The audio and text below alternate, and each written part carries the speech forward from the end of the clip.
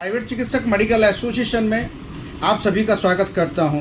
मैं हूं doctor S के शर्मा, प्राइवेट चिकित्सक मेडिकल एसोसिएशन का राष्ट्रीय अध्यक्ष। और प्राइवेट चिकित्सक मेडिकल एसोसिएशन के इस यूट्यूब चैनल पर मैं आप सभी का हार्दिक अभिनंदन करता हूं।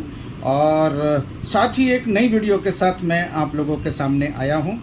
मैं आपको बताऊंगा कि किस तरह से आप कानूनी पचड़ों से बच सकते हैं। ग्रामीण क्षेत्र के जो चिकित्सक होते हैं, ग्रामीण क्षेत्र के जो मेरे भाई होते हैं, जो मेरे चिकित्सक होते हैं, उन लोगों को डर होता है सीएमओ विभाग कहीं एफआईआर ना कर दे। मैं आपको बताऊंगा कि एफआईआर से डरने वाली कोई बात नहीं है।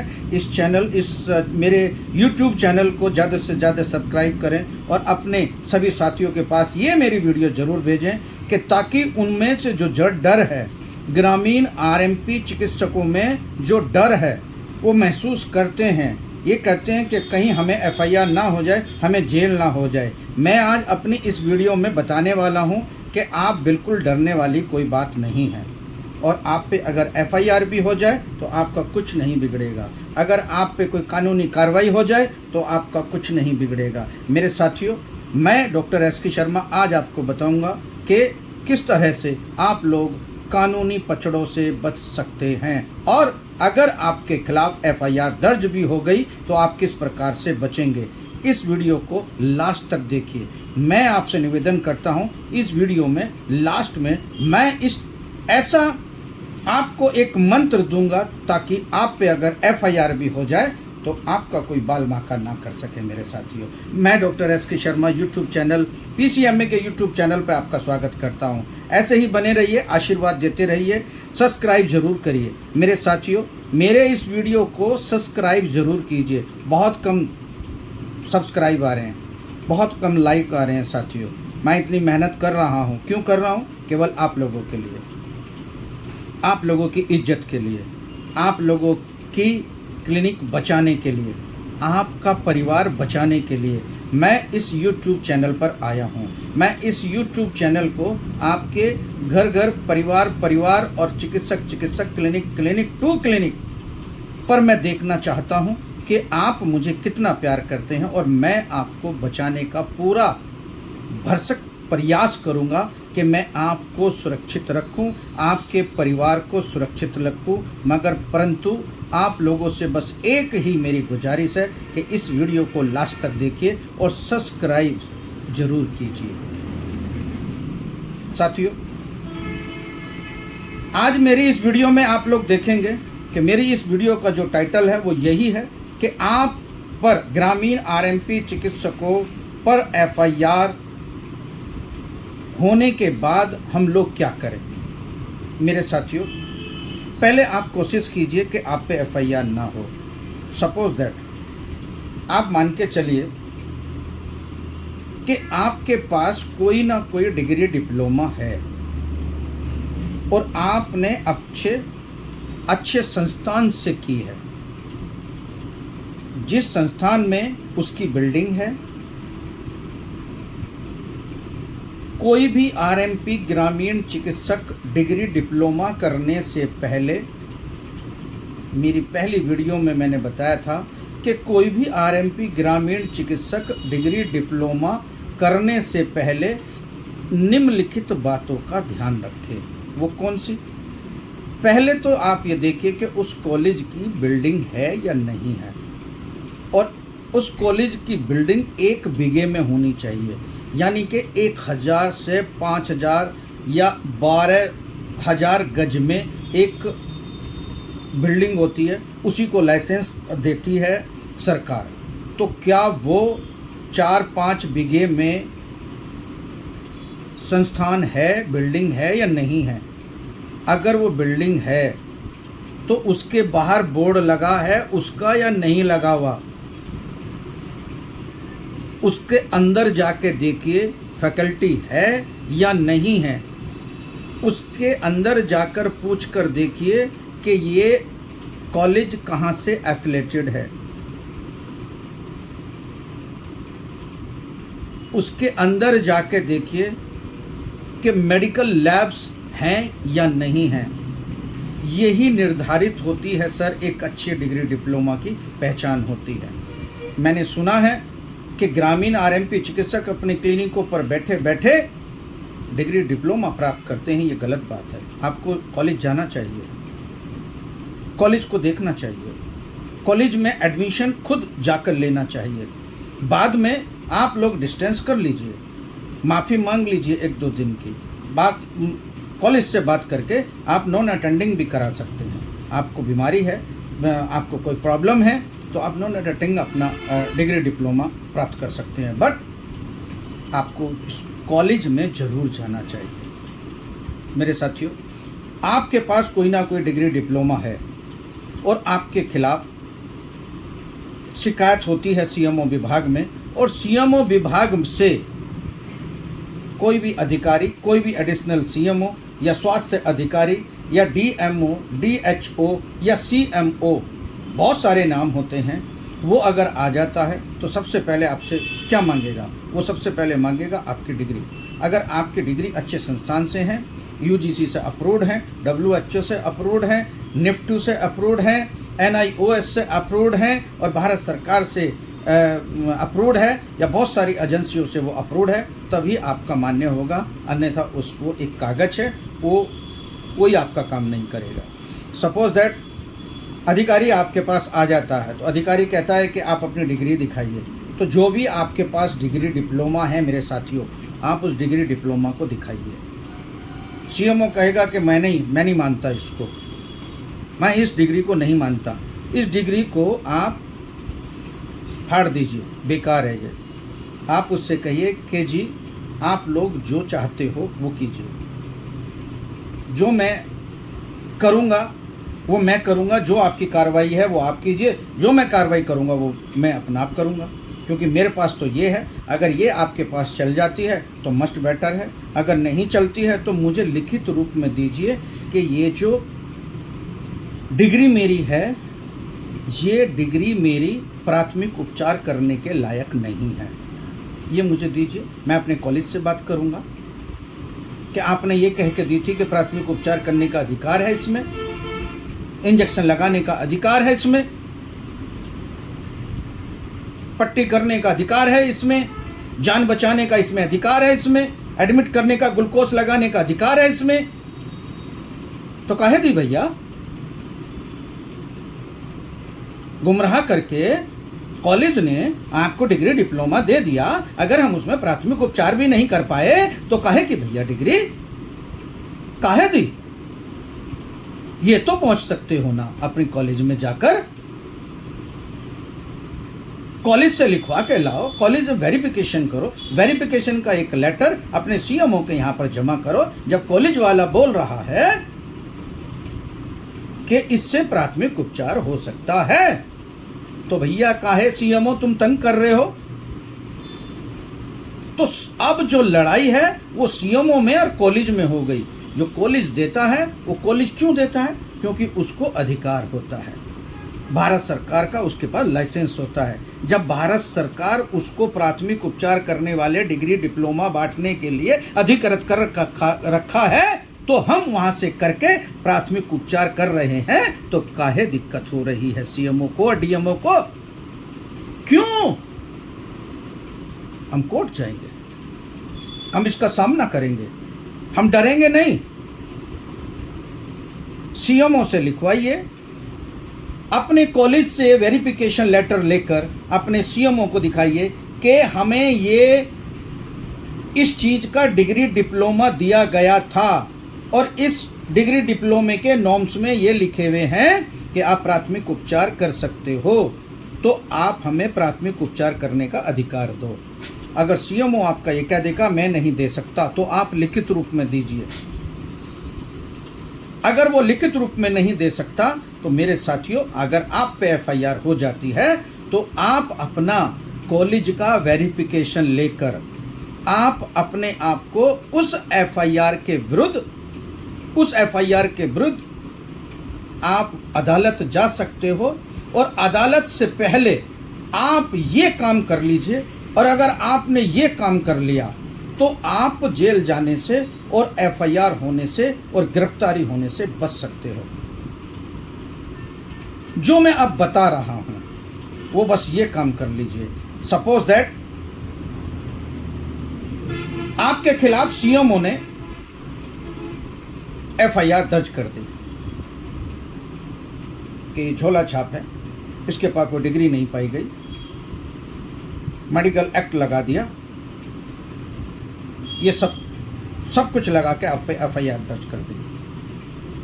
साथियों, सबसे पहले एफआईआर दर्ज होने के बाद आपको क्या करना चाहिए, इस मेरी वीडियो को एंड तक देखिए। मैं doctor SK Sharma, YouTube channel जो पीसीएम में प्राइवेट चिकित्सक मेडिकल एसोसिएशन का यूट्यूब चैनल है, इसको सब्सक्राइब जरूर कीजिए, इसको लाइक कीजिए और शेयर करके बताइए क्या हमने कितनी शेयर की, और कमेंट करके बताइए क्या ये मेरी वीडियो ठीक लगी, क्या मैं इस तरह की वीडियो और बनाऊं। मेरा मनोबल बढ़ाओगे आप लोग।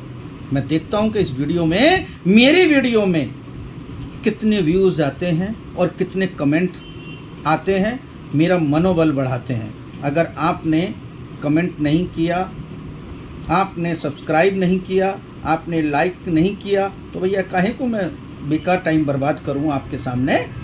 काहे भैया, मुझे और काम नहीं है क्या? करिए ना आप। मैं कमजोर लग रहा हूं क्या? मेरे पास सब कुछ है, मगर निकला हूं आप लोगों की इज्जत बचाने के लिए, और इज्जत बचाने के लिए मैं छोटे से काम करने के लिए बोल रहा हूं। आप लाइक तो कीजिए, सब्सक्राइब तो कीजिए, अरे कमेंट करके बताइए तो सही डॉक्टर एसके शर्मा सही बात बोल रहे हैं। थोड़ा सा आप काम कर लीजिए ताकि मैं आपको एक एक जानकारी बताऊं और आपको मजबूत कर दूं, और इतना मजबूत कर दूं कि आप किसी भी सरकारी दफ्तर में जाके, किसी भी सरकारी अधिकारी के सामने जाके इन बातों का ख्याल रखें और इन बातों को कहने का आप हिम्मत रखें। इतना ताकतवर बनाने के लिए मैं आप लोगों के सामने इस YouTube के माध्यम से, चैनल के माध्यम से आपको आया हूं। मेरी इस वीडियो को ज़्यादा से ज़्यादा शेयर करें, सब्सक्राइब करें, अपने यार दोस्तों के पास भेजें।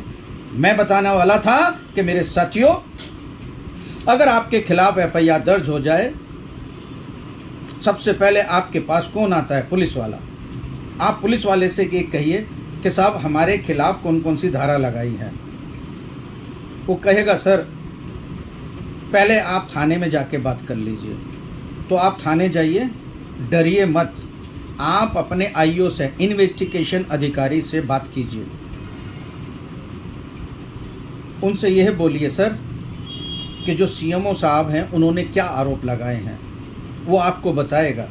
मैं आपको बता देना चाहता हूं कि स्वास्थ्य विभाग केवल 3 आरोप लगाता है एफआईआर दर्ज करने के लिए। एक, कागज नहीं दिखा पाया। दूसरा, फर्जी डॉक्टर बनकर, क्षम रूप धारण करके ये अपने को डॉक्टर बताता है और लोगों को लूट रहा है, बेवकूफ़ बना रहा है। धारा 420। बिना डिग्री डिप्लोमे के, बिना मेडिकल एक्ट के ये दवाइयाँ वितरण कर रहा है। मेडिकल एक्ट की धारा 15/3, मेडिकल एक्ट की धारा 15/3 व अन्य मेडिकल की धारा लगा के आपके खिलाफ एक वाद दायर करता है। मेरे साथियों, यहाँ मैं समझा दूं कि एफआईआर करने के बाद आपको कानूनी जानकारी होनी चाहिए, घबराने वाली कोई बात नहीं है। अधिकतर चिकित्सक हमारे भोले भाले होते हैं और ग्रामीण चिकित्सक होते हैं, वो इनकी जानकारी नहीं रखते, तो मैं जानकारी दे रहा हूँ साथियों। धारा 420 जो नॉन अवेलेबल है वो आप पर लगेगी। आपने फर्जी तरीके से डॉक्टर बन के लोगों का इलाज किया और उनसे अपनी आर्थिक स्थिति मजबूत की। धारा 420 के तहत आप पर मुकदमा कायम होगा, और धारा 420 आईपीसी की धारा 420 में बाहर जमानत नहीं है, आपको जेल जाना ही पड़ेगा। मेडिकल एक्ट 15/3 में केवल मेडिकल की लीगल जो धाराएं होती हैं वो कमज़ोर धारा होती हैं, वो अवेलेबल हैं, उसमें कोई सजा तो है, 1 साल की सजा है और जुर्माना लग सकता है, उसमें आप जुर्माने में भी छूट सकते हो। मगर धारा 420 जब लगती है तो साथियों ये बहुत टिपिकली होती है। तो धारा 420 अगर जिस चिकित्सक पर लग जाए तो सबसे पहले उसे कटवाने की कोशिश कीजिए। धारा 420 वो कैसे कटेगी, वो किस तरह से कटेगी, मैं बताऊं आपको, मैं बताऊंगा मेरे साथियों। मेरे YouTube चैनल पर इसी तरह आप एंड तक मेरी इस वीडियो को ज़रूर देखिए। एंड में मैं बताऊंगा कि किस तरह से और भी बहुत ज़्यादा जानकारियां आप रख सकते हो। साथियों, धारा 420 नॉन बेलेबल है, ठीक है। अगर आपने इसको हटवा दिया, आपकी आईओ ने, जब आईओ इन्वेस्टिगेशन अधिकारी होता है, जब आप पे लगे आरोपों को इन्वेस्टिगेशन अधिकारी तहकीकात करता है, इन्वेस्टिगेशन करता है, तो उसमें वो ग्राउंड्स बनाता है कि जो मुक्किल पे लगे हुए धाराएं हैं वो सही हैं या गलत हैं। मेरे साथियों, धारा 420 जब लगती है जब आप अपने एफआईआर कर्ता को, स्वास्थ्य विभाग के एफआईआर कर्ता को आप अपनी डिग्री डिप्लोमा नहीं दिखाते। यहां पर आप पे जो भी डिग्री डिप्लोमा है उसको दिखाना चाहिए, उसे बताना चाहिए कि ये नियम है, ये कायदे हैं कि सर आप चाहे तो इसको जो है आप अपने तरीके से इन्वेस्टिगेट करके और आप हमें ये बताइए कि हम प्राथमिक उपचार कर सकते हैं या नहीं कर सकते हैं।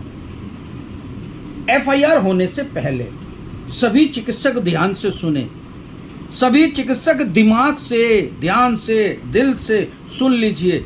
जो भी आपके पास डिग्री डिप्लोमा है वो आप अपने सीएमओ के यहाँ पर जाकर उसकी जांच करा ले और अपने कॉलेज में इन्वेस्टिगेशन करवाइए, अपने कॉलेज में वेरिफिकेशन कराइए। वेरिफिकेशन लेटर लेके सीएमओ के पास जाइए और उससे पूछिए कि सर हम प्राथमिक उपचार करने लायक हैं या नहीं हैं। अगर वो कहता है कि नहीं है तो आप हमें लिख के दीजिए, हम अदालत जाएंगे, उस कॉलेज को पार्टी बनाएंगे, उस सरकार के आदेश को पार्टी बनाएंगे जिस आदेश पर उस कॉलेज ने लाइसेंस लिया है, हम उसे पार्टी बनाएंगे। अगर वो सीएमओ ये लिख के दे देता है कि आप प्रैक्टिस करने लायक नहीं हो तो आपको अदालत में जाना चाहिए। और अगर ये लिख के दे देता है कि आपके इस डिग्री डिप्लोमे पर आपको प्रैक्टिस करके रोकने का मुझे अधिकार नहीं है, तो साथियों आपको लाइसेंस मिल गया। तो भैया काहे परेशान कर रहा है हमें? समझ में आई?